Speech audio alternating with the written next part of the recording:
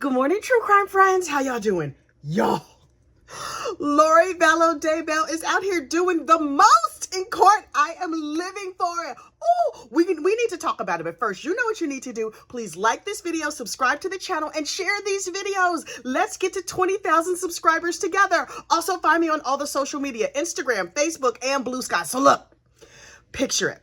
Yesterday in court, Lori Vallow Daybell is preparing for her second trial in Arizona, right?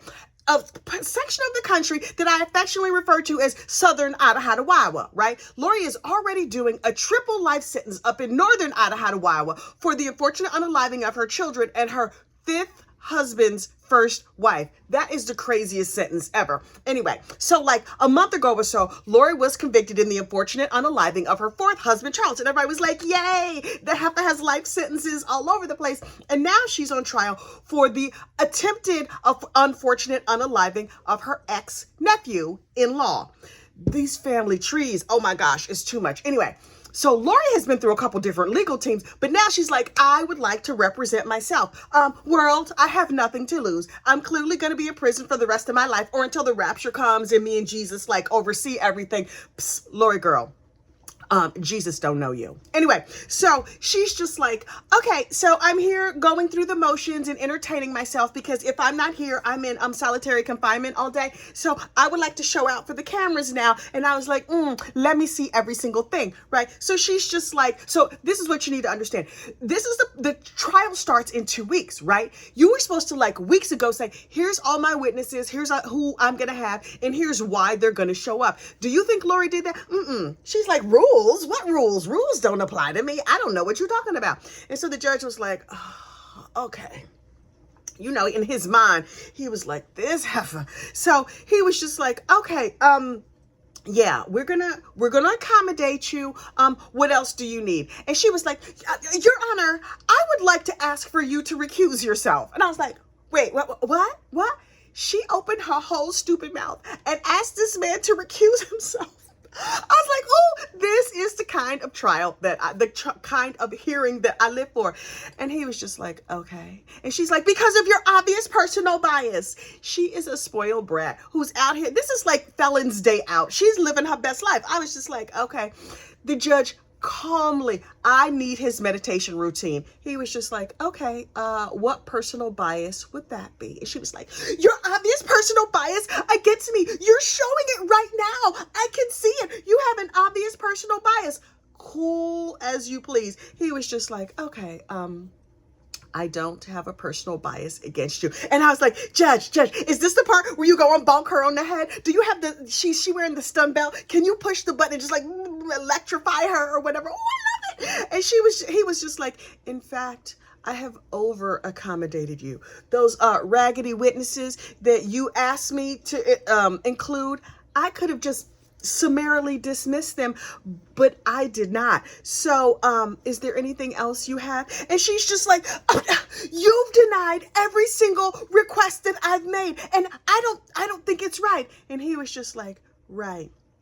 So you have to bring a motion that has legal merit, and then maybe I will, approve what you asked for. And she's like, you're saying you've never approved any one of my witnesses. Y'all, the patience, the calmness that this man displayed when he was just like, well, clearly I have to read this heifer for filth because she don't know. I could come out of a whole bag on her right now and leap over this bench and commit to bonking her on the head and commit bonkation in the 3rd degree. But then I would have to actually recuse myself. So what I'm going to do is just sit here calm, cool as a cucumber. Normally I'm dealing with other kind of crazy folks and meth heads. This lady merely has like delusional disorder. She's clearly delusional if she thinks I'm a recuse myself from this madness when it's this close to the finish line. It's almost over.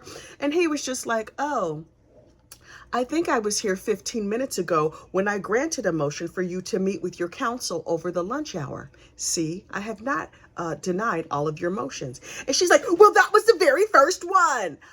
Yo, he was like, calm, still calm. Judge B, please tell us your meditation routine. He was just like, okay. So if you would be so kind as to file a motion with legal merit, then maybe I could grant some of your motions. Lori was like, you're saying motions had legal merit? So none of them. I've been through 3 legal teams. You're saying none of them have had legal merit? And he was like, no, not many of them. Oh, the scream, I scrumped. Y'all don't even understand. You do not even understand the way that I'm like, yes, tell her, Judge, can you smack her? Can we all line up and smack her? Remember back in the day, people who've been at this channel for a long time, I was like, for some people, in certain situations, I don't think people should necessarily go to jail, but we need the slap penalty, not the unalive penalty, the slap penalty. Like, you just do something mildly annoying, or you just keep doing annoying things. A whole line of people, volunteers from the community, just get to line up and smack the fire out of you and then keep on going. And when the whole line is finished, and then you can just go on back to your regular life. That's your only punishment.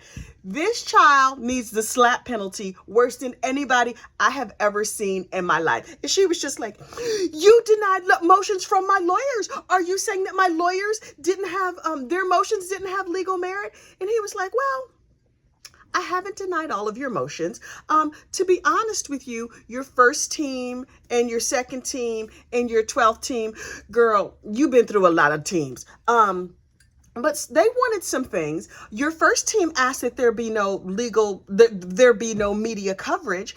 And, I denied that motion based on legal grounds. Another team wanted you to dress in regular clothes for these hearings. And again, I denied that on legal grounds. And she was just like, I don't think that's the right thing. She was so flummoxed. He was just like, I denied these things based in the law. And she was just like, you just deny. And the judge was just like, So, oh, excuse me. She was like, you denied without giving any legal grounds. And he was just like, I gave full legal conclusions. Do you have anything else? She's like, so you're not going to recuse yourself? And he was just like, no. The cool, the calmness, the collection. I, in my life, aspire to be as cool and calm and collected as Judge B. Y'all. So look, this trial rolls on, right? Lori is still gonna face a whole trial in the attempted unfortunate unaliving of Brandon Boudreaux. And she has added a bunch of people to her witness list that we know from this whole 6 long year saga, but we have not seen testify yet in other trials. She has added Melanie Boudreaux, who is her niece. The internet is calling her Melanice, not to be confused with Melanie Wait, there's Melanie Boudreaux Pulowski. What's the other criminal Melanie's name? There's 2 Melanies. Anyway, I forget the other Melanie's name right now. You know, as soon as I press stop on this video, I'm going to remember it. The other Melanie who, in my opinion, should be put up under the jail because this other Melanie knew that these kids was no longer on this mortal coil, knew Lori had dispatched with all these people and was fine with it until, she got her name brought into it. She was like, well, wait. I was cool with you out here, unfortunately, unaliving people. But now, you put my name in it. The government has my name. I'm cool with you committing crimes in the name of the Lord, Jesus, Xenu. I don't know who. Sorry, Scientologist. She didn't mention Xenu specifically. But I'm just saying, this other Melanie was just like, I mean, yeah, she over there killing people, but like, what that got to do with me? Girl, you going to hell with gasoline draws. But then when your name gets brought into it, all of a sudden you want to run and call the police and everything. This heifer.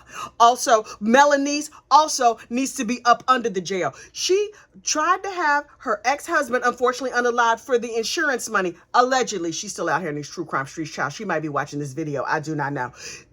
Melanice tried to have her husband, unfortunately unalived, and 2 of her children. Yes, 2 of her kids, allegedly.